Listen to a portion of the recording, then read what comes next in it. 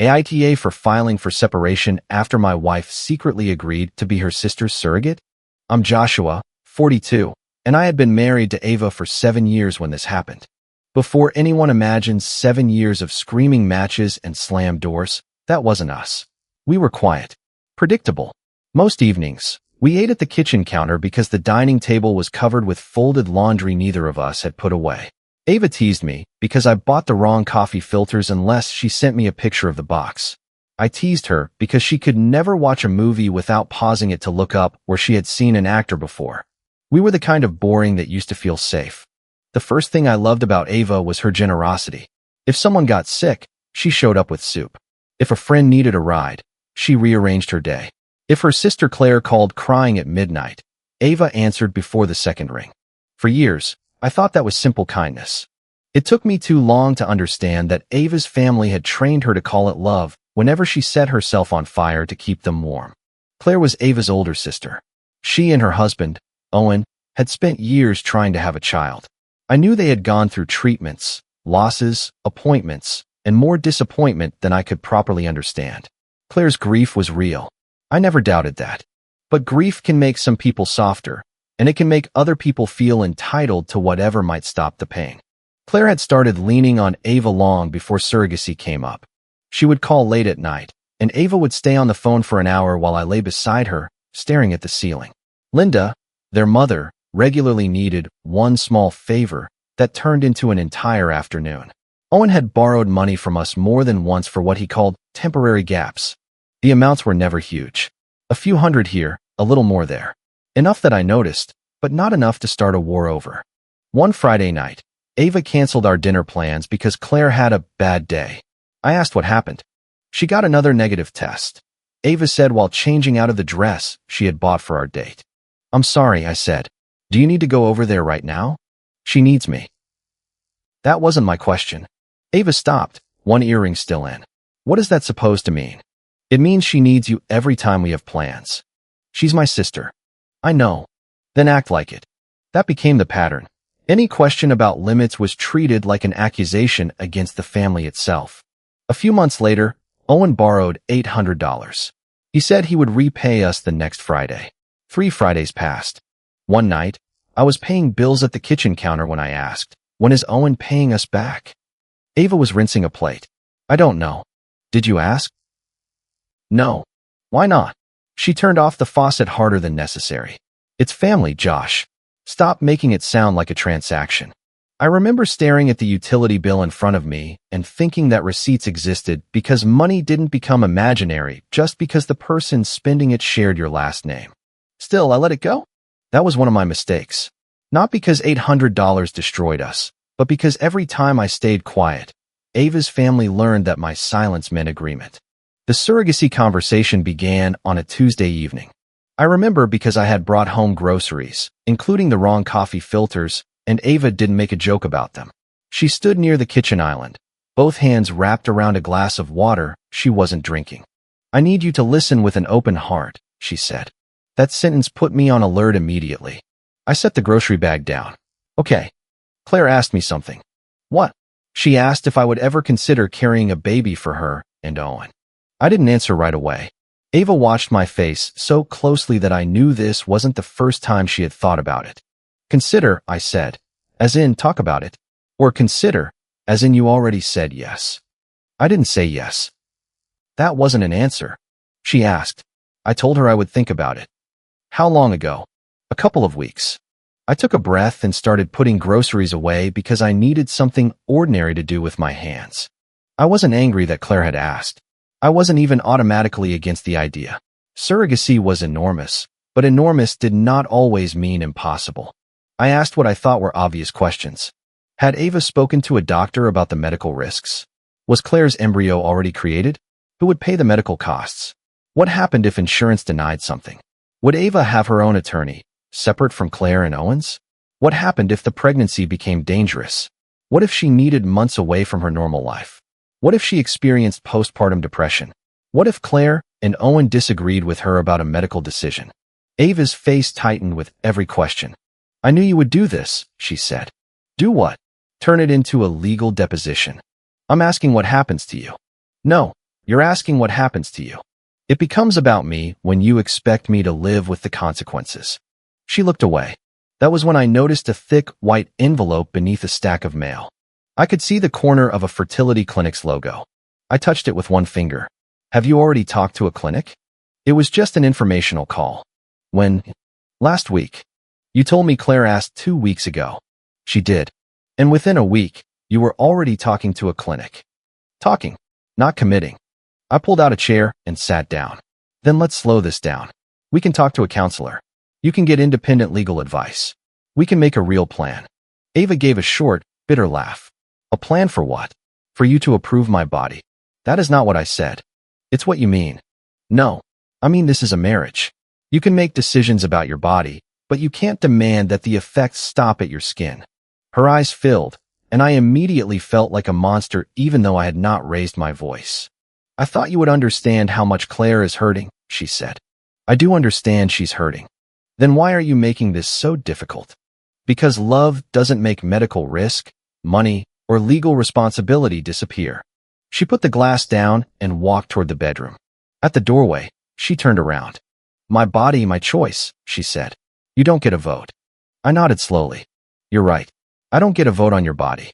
But I do get to decide whether I stay in a marriage where my voice only matters after the damage is done. She stared at me as if I had threatened her. That night, she locked the bedroom door. I slept on the couch for the first time in 7 years. The next morning, she left before I woke up. By lunchtime, Linda called me. I watched the phone ring until it stopped. Then it rang again. I answered on the third call. Joshua, we need to talk, she said. No, Ava and I need to talk. This is bigger than your marriage. That sentence told me everything about how she saw the situation. To me, nothing involving my wife's health is bigger than my marriage. Ava is trying to do something beautiful for her sister. I didn't say she couldn't. You are making her feel guilty. I ask questions. Men don't get to lecture women about sacrifice. Then stop asking me to sign up for the consequences. Linda exhaled sharply. You don't understand, sisters. You never will. You're probably right. Claire may never get another chance. I'm sorry for what Claire is going through. That doesn't turn me into a signature, a driver, an insurance contact, or a bank account. You're being selfish. Then this conversation is over. I hung up. That should have ended the family campaign. Instead, it started it. Claire texted me that afternoon. You have no idea what it feels like to lose this dream over and over. I wrote back. I'm not trying to take anything from you. I'm asking for honesty and a responsible plan. She replied almost immediately. Ava offered because she loves me. Why are you punishing her for that? I did not answer. Owen called that evening, his tone calmer than Linda's, which made him sound more reasonable even though he was saying the same thing. Nobody's asking you to be the father, he said. We just need you to support your wife. What does support mean? You know, be there. Beware. Appointments. Recovery. Whatever she needs. Who pays for transportation? There was a pause. We'll figure all that out. Who pays if insurance refuses a claim? Why are you jumping to the worst-case scenario? Because the worst-case scenario is usually where everyone discovers whether the plan was real. Owen sighed. Lawyers make everything hostile, man. We're family. Then family should be willing to protect Ava in writing. He ended the call a minute later. When Ava came home, I told her about the calls. I didn't ask them to contact you, she said. Did you tell them to stop? She dropped her keys into the bowl near the door. They're upset. So am I. They think you're blocking this. Because that's what you told them. I told them you weren't supportive. You left out the part where you went to a clinic before telling me. It was informational. That word became her shield. Every concrete step was only informational. The call was informational. The packet was informational. The insurance questions were informational. Nothing counted as a decision, even though the decisions kept piling up. I suggested marriage counseling again. Ava said it was insulting that I thought she needed a therapist before doing something generous. I suggested that she get her own attorney. She said attorneys would make Claire feel like she didn't trust her. I suggested that Claire and Owen put money into a separate account before any medical process began. Ava said I was reducing a child to a financial transaction. Every practical safeguard became proof that I lacked compassion. A week later, Ava attended an in-person clinic consultation. I found out because an appointment reminder was sitting on the passenger seat of her car when I moved it to take out the trash bins.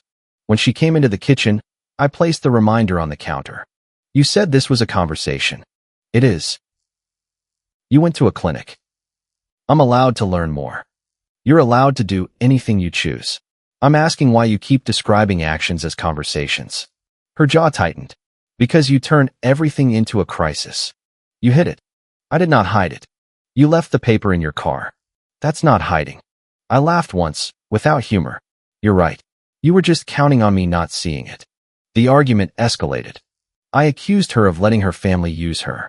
She said I had always resented how close she was to Claire.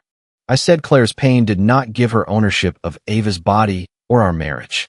Then I said something I regretted. They're treating you like an incubator. Ava went completely still. The second the words left my mouth, I knew they were cruel. Her face crumpled. Is that what you think of me? No, that's not what I meant. You just said it. I said they are treating you that way, but it was a disgusting way to say it, and I'm sorry. She turned her back to me. I did not try to erase the apology with a defense. That was cruel, I said. I shouldn't have said it. But I'm not wrong that they're asking you to carry all the physical risk while they avoid basic responsibility. She slept at Claire's that night. For 2 days, I wondered whether I had become the person they said I was. Maybe I was making it about myself. Maybe I was using the language of finances and marriage to disguise fear. Maybe a better husband would simply stand beside his wife, no matter what decision she made. I called my best friend Caleb because he was one of the few people who would tell me when I was wrong. I explained everything, including the incubator comment. That part was bad, he said. I know. You apologized? Yes. Then don't say it again. I won't. He was quiet for a moment. Now tell me what she expects from you. I don't know. That's the problem. No. You know enough. She expects you to stay married, cover the house, drive her to appointments, help during recovery, absorb any income loss, and smile while her family calls you controlling. That sounds harsh. Does it sound inaccurate? I had no answer. Caleb continued. Boundaries are not handcuffs, Josh. They keep calling it a choice because it sounds better than pressure. I don't want to control her. Then don't. Tell her she can choose. Then choose what you will and will not participate in. I could lose my marriage. You might have already lost the marriage you thought you had. That hurt because it was true. Before we ended the call, Caleb said one more thing. Leaving a rigged game is not losing. The next warning came through Owen. He left a voicemail while I was in the shower. I played it in the kitchen with Ava standing 5 feet away. Hey Josh, just wanted to say thanks in advance for being flexible with appointments and the home stuff. Gas, meals, whatever Ava needs. Keeping things within the family should help everybody keep costs down. Call me. I looked at Ava. What home stuff? She crossed her arms. He's just assuming we'll help each other. What bills on my end? He didn't say bills. He said gas, meals, and whatever you need. That's normal. Normal for whom? For a husband. There it was. My consent did not matter when the choice was being made, but my duty as a husband became very important when the work and money appeared. That same night, we sat at the kitchen counter paying our regular household bills. Ava opened her laptop to access an insurance account. A notification appeared in the corner of the screen, fertility clinic portal, traditional option, and carrier screening follow-up. I only saw it for a second before Ava closed the notification. What does traditional option mean? I asked. She froze. I don't know. The clinic sent it to you. It may be a generic message. Open it. No.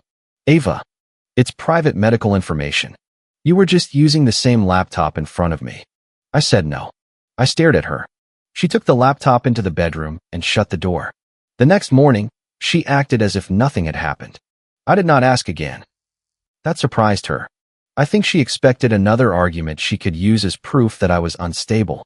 Instead, I started paying attention. 3 days later, I was printing insurance documents from our shared computer. The printer jammed. When I opened the tray, I found several pages folded beneath the paper. At first, I thought they were clinic documents. They were screenshots of text messages. Ava had apparently sent them to herself, printed them, and forgotten some pages in the tray. Maybe she planned to bring them to the clinic. Maybe she was organizing her own records. I wish I had stopped reading. The first screenshot was between Ava and Claire. Claire, He still thinks we're using my embryo. Ava, yes. Don't tell Josh about the egg part yet. He'll make it about the marriage. Claire, it is still my baby. Ava, I know. I just need him to calm down first. I read those lines 3 times. My hands went cold. The second screenshot was from Linda. Linda, once it starts, he won't leave. He'll calm down when there is a baby involved. Ava, he keeps asking about lawyers and money. Linda, let him. Do not let him ruin this for Claire. Then Owen. Owen, if the clinic recommends the traditional route, we should move fast. Ava, Josh will have a problem if it's my egg. Owen, he doesn't have to be involved in that part. Ava, he'll say it changes everything. Owen, can Josh cover the home stuff during appointments? It would help keep costs down. I sat on the floor beside the printer. Until that moment, Ava had told me she would carry an embryo created from Claire and Owen. I had believed the potential child would be genetically theirs, and Ava would be the gestational carrier. The messages revealed that Claire could not use her own eggs. The family had been discussing using Ava's egg and Owen's sperm. That meant the child could be biologically Ava's and Owen's. It did not automatically make the plan wrong. Families make complicated reproductive decisions every day. What made it wrong was that every person at that table except me knew the truth would change the emotional and marital stakes, so they agreed to delay telling me. They did not forget. They planned my ignorance. Ava's own words were right there. Don't tell Josh about the egg part yet. Linda's message was worse. Once it starts, he won't leave. They were not asking for my understanding. They were trying to trap me with a pregnancy already underway. I photographed every page. Then I returned the screenshots exactly where I found them. I did not confront Ava that night. I did not send a long message to Claire. I did not call Linda.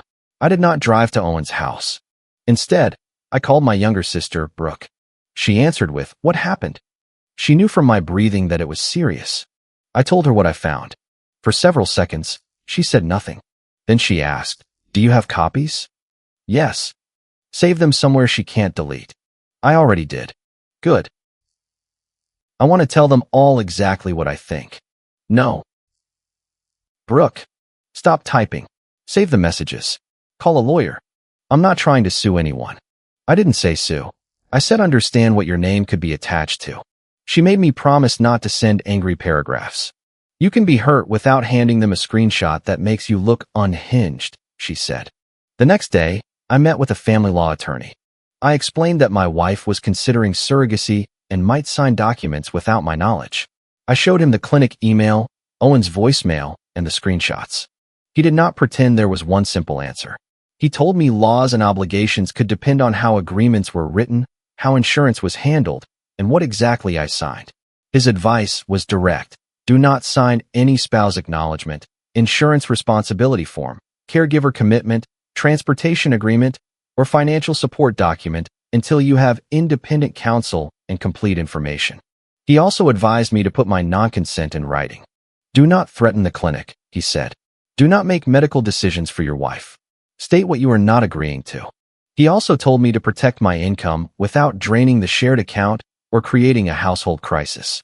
That afternoon, I changed my direct deposit to a new account. I left enough in our shared checking account to cover the regular household expenses we had always paid from it. I did not take Ava's money. I did not cancel utilities. I did not try to punish her. I simply stopped allowing the family to treat my silence like a debit card. Then I emailed the clinic. I wrote that I understood Ava had autonomy over her medical decisions. I also stated that I did not consent to be listed as financially responsible, a transportation provider, a caregiver, an insurance contact, or a spouse support signatory for any surrogacy arrangement. I asked that no document imply my agreement unless I personally signed it after receiving independent advice. The clinic replied the next morning. The response was careful and professional. They confirmed they had added my written position to the file and said the next stage could not proceed until certain documentation, counseling, legal representation, and marital consent issues were clarified. I did not feel victorious. I felt sick. Ava confronted me that evening. She held her phone out as if it were evidence of a crime. You contacted the clinic behind my back. I contacted them about my name. You sabotaged me. I told them I do not consent to financial or logistical responsibility. You made them pause everything. They paused because your plan involved documents you expected me to sign. You embarrassed me. They would not know anything about our marriage if you had not listed me as part of the support plan. Her eyes narrowed. You went through my messages. I found printed screenshots in our shared printer. The color drained from her face. I watched the exact second she realized what I knew. Were you ever going to tell me? I asked. She sat down. Of course. When? I don't know. Before or after the procedure? She flinched. It wasn't decided. You told Claire not to tell me about the egg part. We were discussing options. You told her I would make it about the marriage. Because you do. A child biologically created with my wife's egg and her brother-in-law's sperm affects the marriage. It would be Claire's baby. Legally and emotionally, maybe that was the goal. But you knew the genetics mattered enough to hide them. She covered her face with both hands. I wanted her to apologize. Instead, she said, Claire has been through hell. That does not answer me. She can't use her eggs. I understand that. This may be her only chance to have a child connected to our family. Then you should have told me the truth. I knew you would say no. You never gave me the chance to respond. You were already against it. I was against being lied to. She stood up abruptly. You're acting like I cheated on you. No. I'm acting like you agreed to create a biological child with another man and deliberately hid that possibility from your husband. He is my brother-in-law. That sentence does not make this less complicated. She began crying. I thought if you understood how much Claire was hurting, you'd understand me. I did understand you. I loved that you wanted to help her. I asked for a counselor, a lawyer, and a financial plan. You called all of that control. My body, my choice. This time, I did not argue. Yes, I said. It is. She looked almost relieved, as if she had finally won. Then I continued. And my money is my responsibility. My signature is mine. My labor is mine. My legal exposure is mine. Our marriage is half mine. You can choose this, Ava. You cannot choose my participation. Her face hardened again. I need my husband beside me, not cross-examining me. You made a private decision and demanded public loyalty. Support me or get out of my life. The words hung between us. I waited for her to take them back. She did not. I walked into the bedroom and packed a small overnight bag. Ava followed me. So you're leaving? Tonight, yes. You're proving Mom right. No. Your mother said once it started, I wouldn't leave. Ava stopped in the doorway. I zipped the bag. You read that too? Yes. She was trying to reassure me. She was advising you to trap me. That's not what she meant. It is exactly what she wrote. I stayed with Caleb that night. The next morning, Ava texted me a single sentence, Sunday dinner. Everyone wants peace. Please come. I did not respond immediately. Brooke told me not to go. Caleb said the same thing at first. Then I received a photo from Ava. It showed a document titled Spouse Support Acknowledgement. She wrote, the clinic needs clarity. Mom thinks if we all sit down, we can stop fighting. That was when I understood that peace meant my signature. I met with the attorney again. He prepared separation documents and a short written notice confirming that I would not accept any financial, logistical, insurance, or legal responsibility related to the surrogacy process. I did not file for divorce that day, but I was done walking into rooms unprepared. Sunday evening, I arrived at Linda's house carrying my phone for printed pages and the separation papers. Ava met me at the door. Thank you for coming, she said. Is this an ambush? No. That was the first lie of the night, and somehow not the biggest one. Dinner looked almost normal. Linda had made roast chicken, potatoes, green beans, and a salad no one touched. Wine glasses sat beside every plate. Claire's eyes were swollen before we even sat down. Owen wore the calm expression of a man preparing to manage a difficult meeting. No one mentioned the clinic during the first 10 minutes. Linda asked whether the chicken was dry. Owen talked about traffic. Claire barely ate. Ava kept touching my wrist under the table, not affectionately, but as if checking whether I was still there. When the plates were half empty, Linda stood with her wine glass. I want to say something, she announced. Of course she did. She looked at Ava. Some people talk about love. Others prove it through sacrifice. What Ava is willing to do for her sister is one of the most selfless things I have ever seen. Claire began crying. Linda continued. A family should stand together when one person is doing something beautiful. especially a husband. Everyone looked at me. Owen gave me a small, encouraging smile. A good husband does the right thing when his wife is doing something beautiful, Linda said. I placed my napkin beside my plate. I'm not here to sign a role I was never asked about. Ava whispered, Josh, please. Claire wiped her face. You're destroying my only chance to be a mother. I'm not stopping, Ava. You contacted the clinic. About my own participation. Owen leaned forward. Nobody is asking you to be the dad. We just need you to be a decent husband. What does that require? He gestured as though the answer were obvious. Support. Stability. Helping Ava through the process. Paying for gas and meals. His expression changed slightly. That voicemail was taken out of context. What was the context? We were trying to keep costs reasonable by assigning them to me. Linda reached beside her plate and pulled out the spouse acknowledgement form. She placed it in front of me with a pen. It is only a formality, she said. I looked down at the lines regarding awareness, support, transportation, insurance review, and household stability. Ava's name was already written on the carrier line. Claire and Owen were listed as the intended parents. There was a blank space for my signature. I pushed the paper back. No. Ava's voice shook. Please don't do this here. You brought the paper here. If you love me, you'll stand beside me. I did stand beside you. You moved the truth behind my back. Linda snapped. Enough. No, I said. Not enough. I placed the separation documents beside the spouse form. The room went silent. Claire stopped crying. Owen's calm expression disappeared. Ava stared at the papers as if they had appeared by magic. What is that? She asked, though she knew. Separation documents. Linda made a sharp sound. You came here planning to humiliate her. I came here prepared not to be cornered. Ava's face went white. You're leaving me over paperwork? No.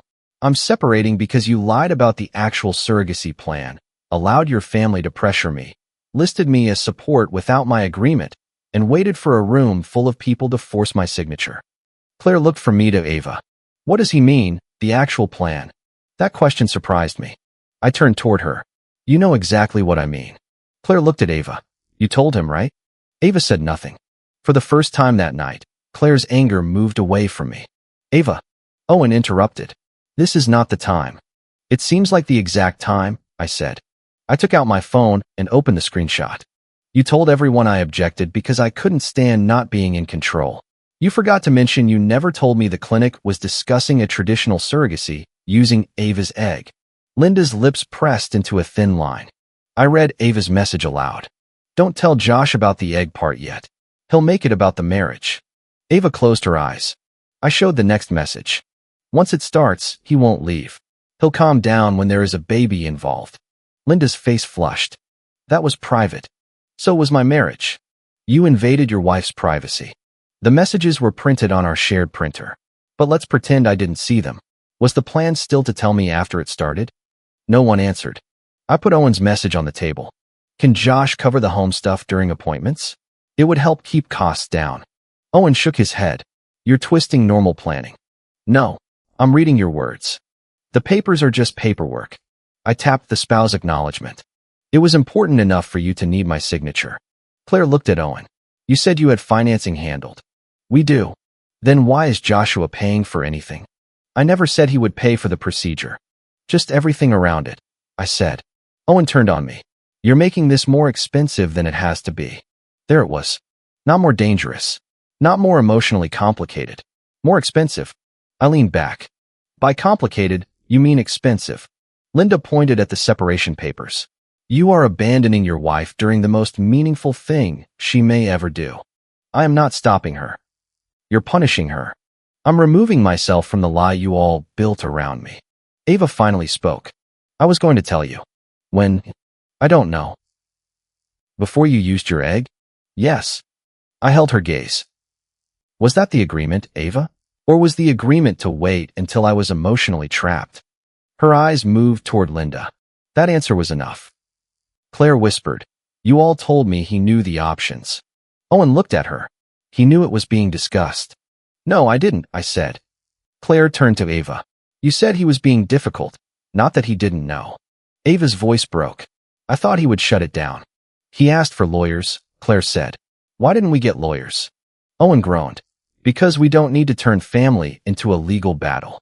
Because lawyers cost money, I said. Owen pushed his chair back. You really want to destroy this family because you're insecure? I did not raise my voice.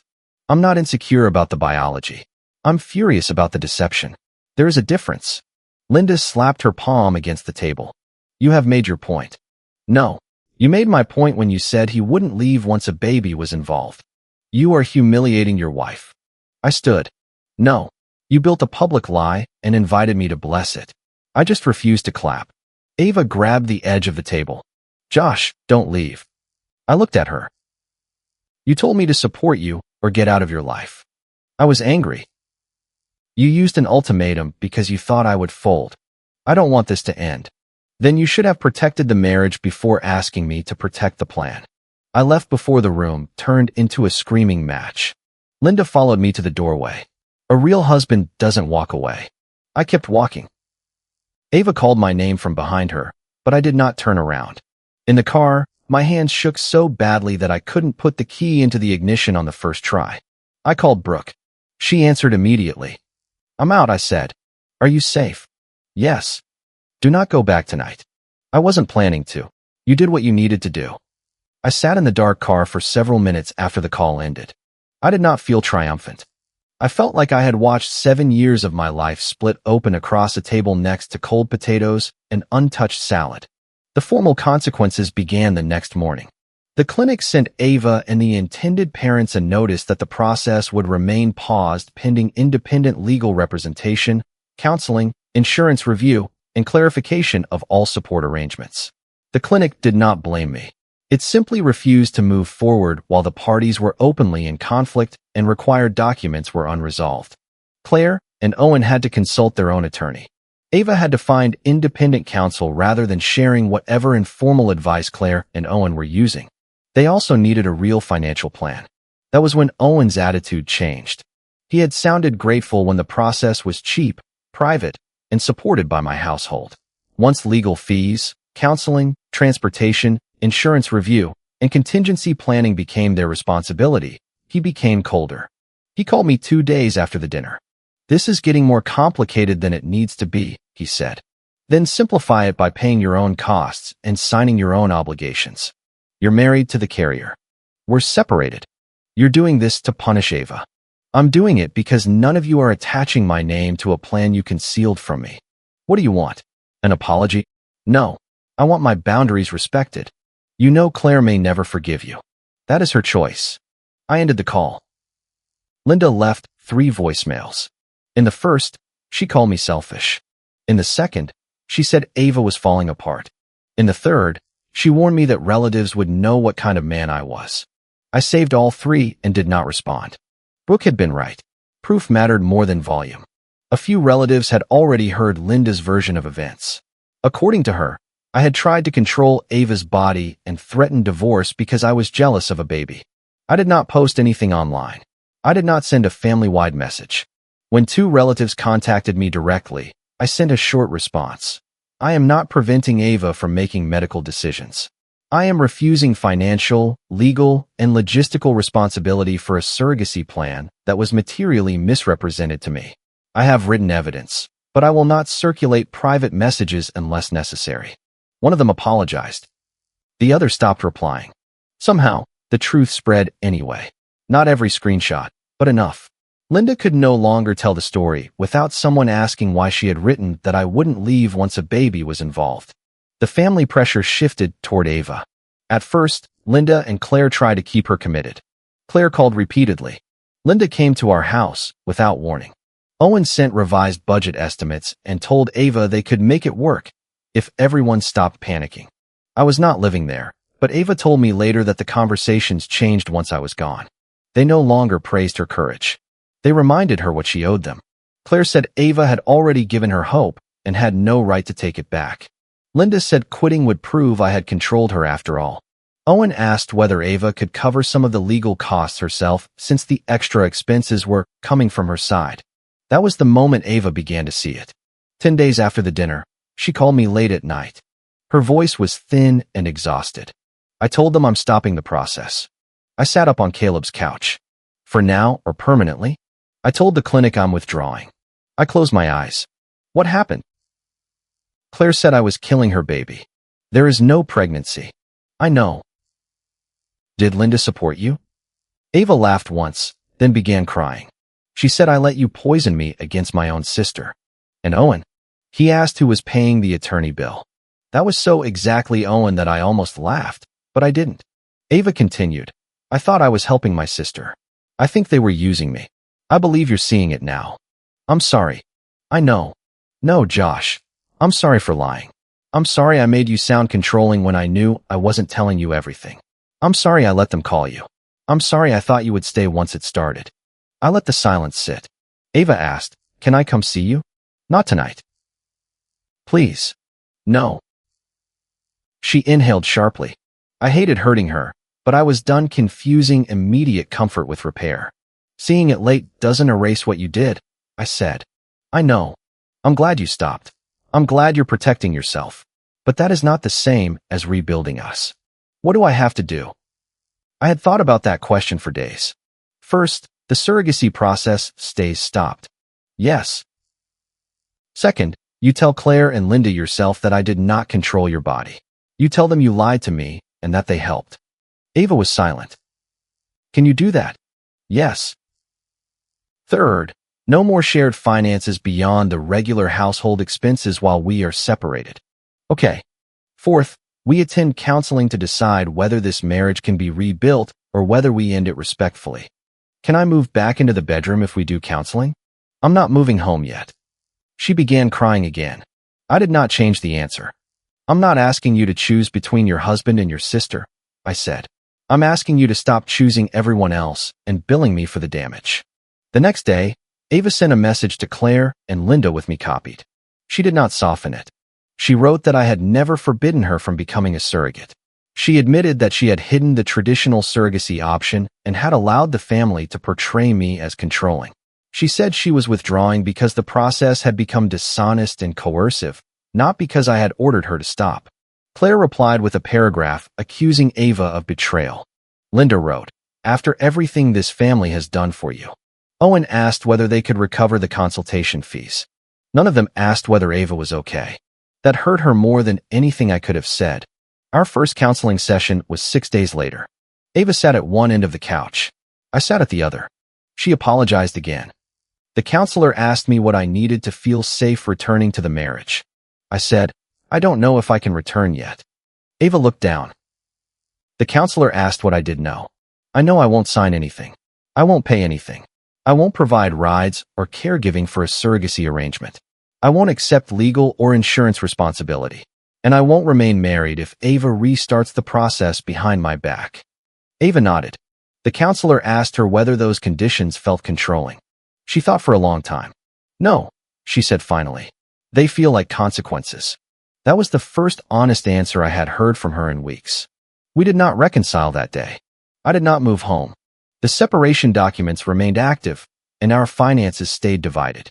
Ava began individual counseling in addition to our joint sessions. She blocked Owen after he sent her another cost breakdown. She stopped answering Linda's late-night guilt calls. Claire refused to speak to her for several weeks. The clinic closed the surrogacy file after Ava formally withdrew. Claire and Owen were free to pursue other options with independent financing and legal advice.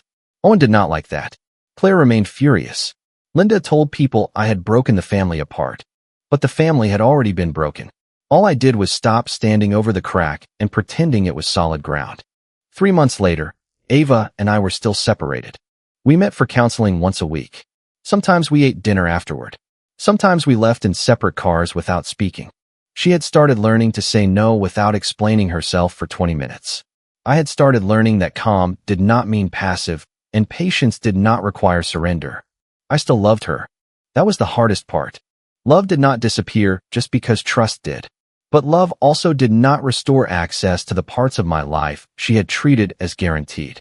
One Saturday morning, I made coffee in the small place where I was staying. I opened a new box of filters and realized I had finally bought the right brand without Ava sending me a picture. For a moment, that tiny thing nearly broke me. Then my phone buzzed. It was a message from Ava. I told Mom I won't discuss the surrogacy again. She said, "I'm choosing you over family." I told her I'm choosing honesty, even if our marriage still ends. I read it twice. Then I replied, that was the right answer. Not because it guaranteed us a future. It didn't. But because for the first time, Ava had made a difficult choice without demanding that someone else absorb the cost. I did not leave because she wanted to help her sister. I left because everyone expected me to pay for a lie and call it love. She said it was her body and her choice. She was right. I just finally remembered my life was still mine. If you like the stories, don't forget to leave a comment and support the channel by subscribing. See you in the upcoming stories.